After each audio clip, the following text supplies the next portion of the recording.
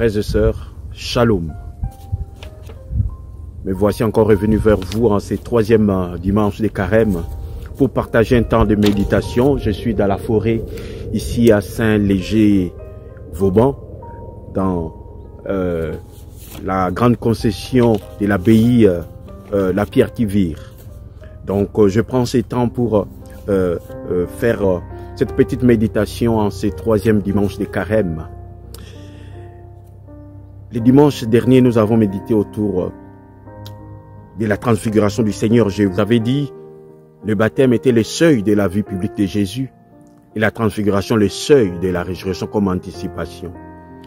Mais pour arriver à cette glorification, à cette anticipation, ces gages de la résurrection, il y a un chemin à suivre, c'est le chemin de la conversion. Mais c'est Dieu qui nous appelle à la conversion, c'est aussi un Dieu qui nous libère.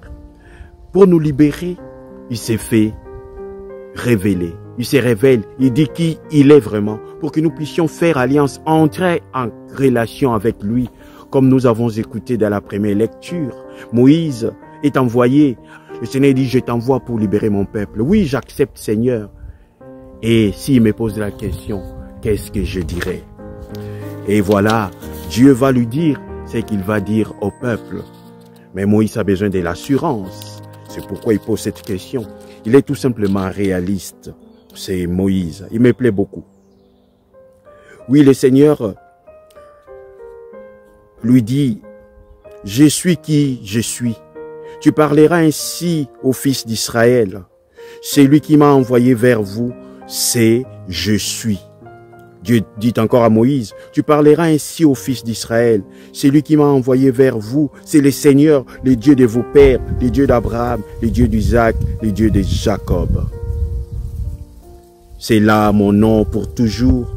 C'est par lui que vous ferez mémoire de moi d'âge en âge.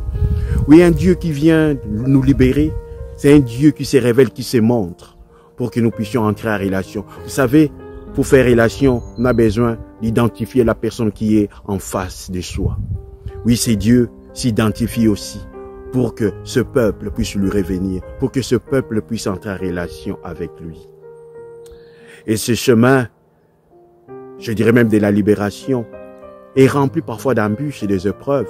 Comme nous dit Saint Paul dans la deuxième lecture, certains de ce peuple n'ont pas su plaire à Dieu et leur ossements joncèrent dans les déserts, nous dit Saint Paul dans la deuxième lecture. Et l'Écriture l'a raconté pour nous avertir, et non pour nous condamner. Le Seigneur ne condamne pas, mais nous avertit. Frères et sœurs, ce chemin de conversion, c'est un chemin de tous les jours. C'est pourquoi dans l'évangile d'aujourd'hui, qu'il y a deux parties, on voit dans la première partie une certaine gravité.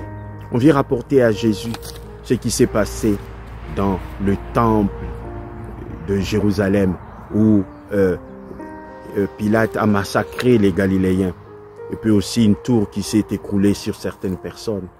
Quand les gens posaient cette question-là, c'était pour peut-être trouver une réponse auprès de Jésus sur la notion de la rétribution. C'est-à-dire Dieu punit. C'est-à-dire Dieu punit les péchés par la mort. Ou Dieu fait pleuvoir les catastrophes par vengeance. Mais Jésus dit pas du tout.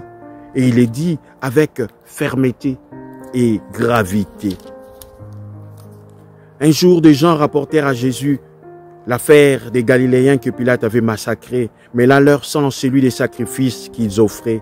Jésus leur répondit, pensez-vous que ces Galiléens étaient plus grands pécheurs que tous les autres Galiléens pour avoir subi un tel sort? Eh bien, moi je vous dis, pas du tout. Mais si vous ne vous convertissez pas, vous périrez tous de même. Et plus loin, Jésus rajoute encore, et ces 18 personnes tuées par la chute de la tour de Siloé, pensez-vous qu'elles étaient plus coupables que tous les autres habitants de Jérusalem? Eh bien, je vous dis, pas du tout. Mais si vous ne vous convertissez pas, vous périrez tous de même. Mais Jésus veut tout simplement nous dire que Dieu ne punit pas comme un revanchard. Dieu nous avertit toujours pour que nous puissions nous réveiller de nos torpeurs, de nos ténèbres, afin que nous puissions reprendre le droit chemin.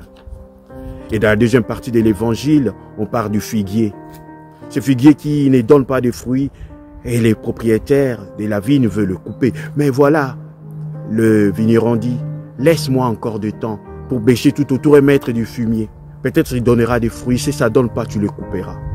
Le vigneron. On voit à la fois cette dimension de la patience de Dieu, mais aussi de quelqu'un qui intercède pour nous. Le vigneron dit, laissons un peu de temps. Donnons un peu de la nourriture au pied de l'arbre du figuier pour qu'il puisse donner peut-être à l'avenir un peu de fruits. Oui, le fumier, vous savez, ce n'est pas reluisant, ça sent mauvais. Mais quand on l'utilise pour amender le sol, il nourrit le sol. Parfois, le Seigneur utilise les choses banales de notre vie, les gens peut-être moins importantes par rapport à notre manière de voir les choses, pour nous redresser, pour nous tendre la main et pour nous remettre debout. Le vigneron a pris sa part. Et à chacun de nous de prendre aussi la sienne pour que, chemin faisant, le fumier puisse produire ses fruits. Oui, mon frère, ma sœur, et à chacun aussi de se dire qui est mon vigneron. C'est-à-dire les personnes à travers lesquelles Dieu fait passer sa grâce pour moi. Et qui est mon fumier, c'est-à-dire toutes ces petites mains, toutes ces petites personnes, tous ces événements de la vie qui viennent amender, enrichir le sol de ma vie. Soyons tout simplement disponibles pour que nous puissions nous laisser nourrir par le sol, amender par le fumier. C'est la volonté de chacun. Le Seigneur ne nous force pas, mais il nous laisse le temps de nous amender. Oui, Seigneur, viens vite à notre aide pour que je puisse ouvrir mon cœur à ta patience. Oui, le Seigneur est patient. Lent à la colère, plein d'amour et de vérité, nous dit les psalmistes. Qu'aujourd'hui, frères et sœurs, chacun se dise, quelle occasion dans ma vie le Seigneur me donne cette opportunité pour que je puisse me laisser amender, pour que je puisse me bonifier pour donner le fruit. Poursuivons notre chemin vers Pâques avec cette note d'espérance. Le Seigneur ne nous laisse pas tomber. Le Seigneur n'est pas revanchard. Le Seigneur est miséricordieux. Sa miséricorde, c'est la corde qui nous tend pour que notre cœur puisse s'y accrocher et être relevé. Que le Seigneur vous bénisse tous. Que le Seigneur nous accorde sa grâce pour que nous puissions nous laisser bonifier. Car il est toujours amour et bonté.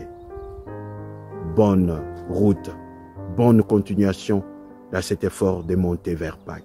Que le Seigneur nous bénisse tous au nom du Père et du Fils et du Saint-Esprit. Amen.